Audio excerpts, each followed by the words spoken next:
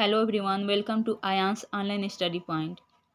आज हम भारतीय संविधान के महत्वपूर्ण अनुच्छेदों को कवर करेंगे। हमारे वर्तमान में कितने अनुच्छेद हैं?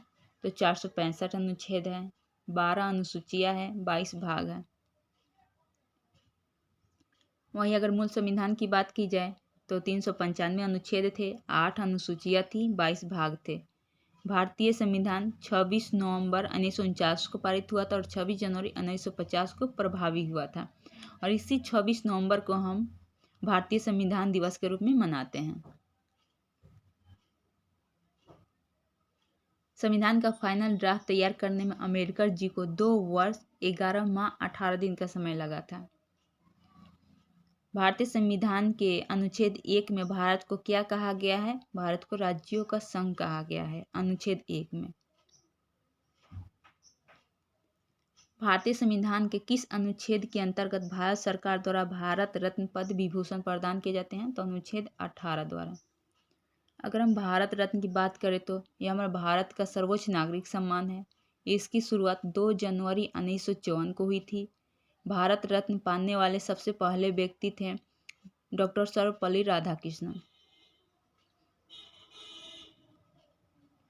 भारतीय संविधान के किस अनुच्छेद में संघ और राज्यों के लिए संघ लोक सेवा आयोग यूपीएससी का प्रावधान दिया गया है? अनुच्छेद 315। यूपीएससी का फुल फॉर्म होता है यूनियन पब्लिक सर्विस कम्युनिकेशन। इसकी स्थापना 1 अक्टूबर 1926 को हुई थी। संविधान के किस अनुच्छेद के अंतर्गत केंद्र सरकार राज्य सरकार को निर्देश दे सकती है? अनुच्छेद 256। भारतीय संविधान के किस अनुच्छेद के तहत यह बताया गया है कि अवशिष्ट शक्तियां केंद्र के पास निहित है? अनुच्छेद 248। भारतीय संविधान के किस अनुच्छेद में राज्य के नीति निर्देशक तत्वों का उल्लेख है? अनुच्छेद 36 से 51 में।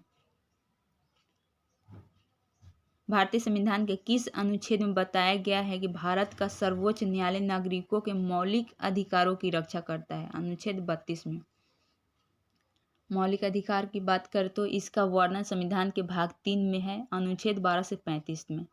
पहले मौलिक अधिकार 7 थे। इसमें से संपत्ति के अधिकार को 44वें संविधान संशोधन द्वारा हटा दिया गया। अब मौलिक अधिकार 6 रह गए हैं।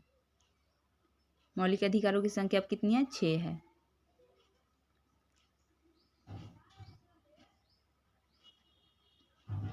भारतीय संविधान के किस अनुच्छेद में अल्पसंख्यकों के हितों के संरक्षण की व्यवस्था की गई है? अनुच्छेद 29 में। भारतीय संविधान के किस अनुच्छेद के अंतर्गत भारत के राष्ट्रपति पर महाभियोग चलाया जा सकता है? अनुच्छेद 61 में। और अनुच्छेद 124 में सर्वोच्च न्यायालय के न्यायाधीश पर महाभियोग चलाने का प्रावधान है।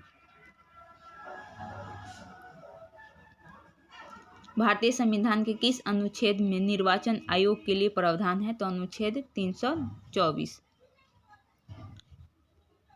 किस अनुच्छेद में यह बताया गया है कि राष्ट्रपति सर्वोच्च न्यायालय से परामर्श ले सकता है? अनुच्छेद 143। भारतीय संविधान के किस अनुच्छेद के अंतर्गत राष्ट्रपति लोकसभा को भंग कर सकता है? अनुच्छेद 85। भारतीय संविधान में मंत्रिमंडल शब्द का एक बार प्रयोग हुआ है और यह किस अनुच्छेद में वर्णित है? अनुच्छेद 352। भारतीय संविधान के किस अनुच्छेद का प्रयोग अभी तक नहीं हुआ है? तो अभी तक 360 का प्रयोग नहीं हुआ है। भारत के महान्यायवादी की नियुक्ति का वर्णन किस अनुच्छेद में है? अनुच्छेद 76। भारतीय संविधान के किस अनुच्छेद में प्रेस की स्वतंत्रता के बारे में बताया गया है? अनुच्छेद 19 का ये।